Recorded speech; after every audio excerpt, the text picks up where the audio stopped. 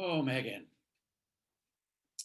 Uh, Luckily, the ladies gave you a good smackdown, but we're going to have a little chat about this. It's the day after the inauguration, which was beautiful. It was so nice to see a political event that wasn't disturbing or upsetting or disappointing or embarrassing or disgusting. Like it was nice to see all that ceremony and have honor and decency restored. So, um, we talked about the speech about being hopeful for the future and about the ability to unify. Um, and Joy made a crack about why was Ted Cruz um, on the stage of the inauguration calling him an enemy.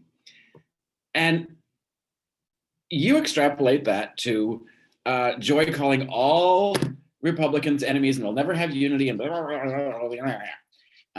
and saying, the Democratic coalition, if they're not going to get on board with unity, it's not going to happen.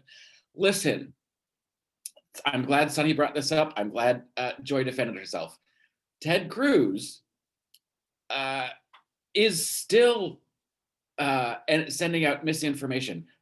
Sonny read you the tweet calling saying that Biden, by signing the Paris Climate Accord, Biden cares more about the people of Paris than of Pittsburgh. Ted Cruz knows that's not what the Paris Climate Accord is about. He's not that stupid. At least I hope he's not. I don't think he is. It's like saying the Geneva Conventions are about the townspeople of Geneva. He's not that dumb. He's saying these things, banking on the fact that his supporters are that stupid, trading on their ignorance. He's now got a vested interest in keeping them dumb, which means he's an enemy to education as well as an enemy to the truth. That kind of incendiary bullshit is how all of this Trumpism and how the Capitol got stormed.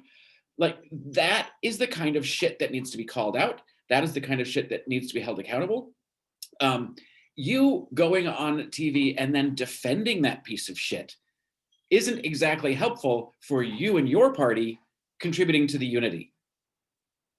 I don't understand where you get off saying the Democrats have to be nicer to us if we're going to call it unity.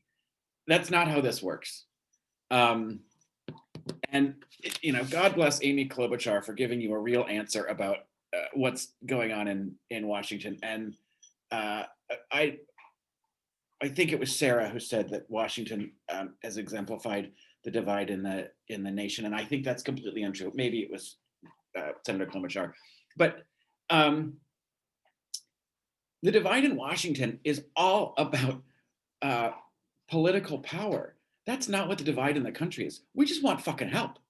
We just want the government to fucking work that it provides a positive outcome for the people. Listen, education, healthcare, a decent wage, those things matter.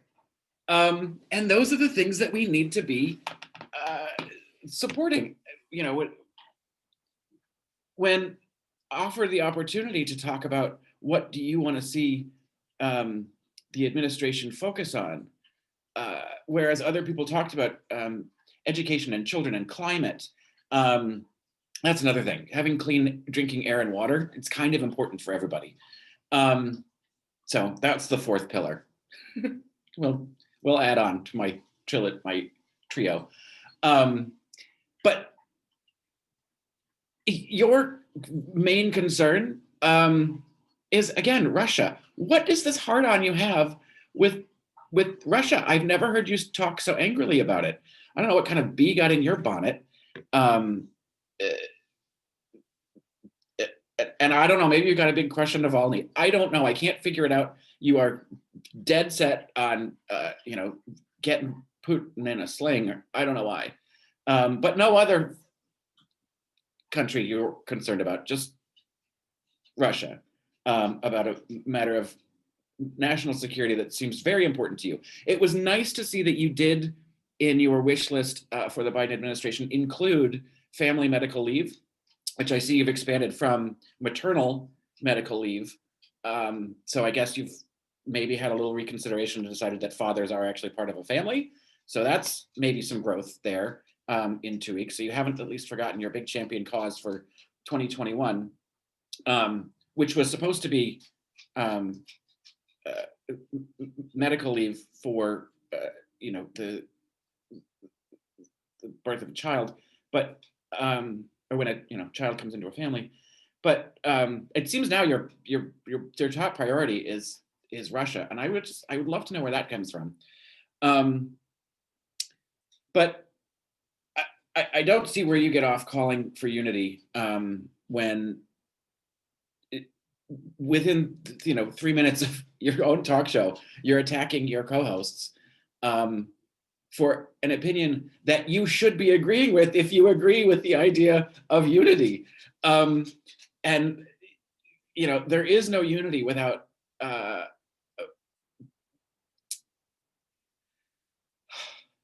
accountability. And that means, yes, there does need to be an impeachment trial. And that does mean, yes, there should be some accountability to Josh Hawley and Ted Cruz and Kevin McCarthy and all those fucking traitors who still voted and stood on the floor of the Capitol arguing that there was election fraud when they know damn well that there isn't.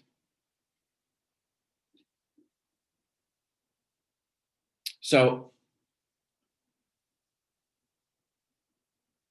what we should be hoping for from this administration is truth, transparency, and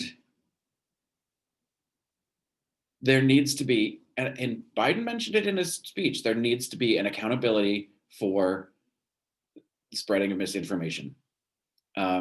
You just can't go on TV and lie. So I don't know what that looks like. I understand the freedom of speech implications, but we got to get a handle on it, because we'll never get that cult of people out of their cult if all they have is an information vacuum of things that they want to hear instead of the actual truth. And you defending Ted Cruz is not going to help that process. So figure out your own fucking party, right? If you can't have accountability for your own party, don't start pointing the finger over the other side of the aisle, lady. And yeah, everybody wants a cure for cancer. You're not special.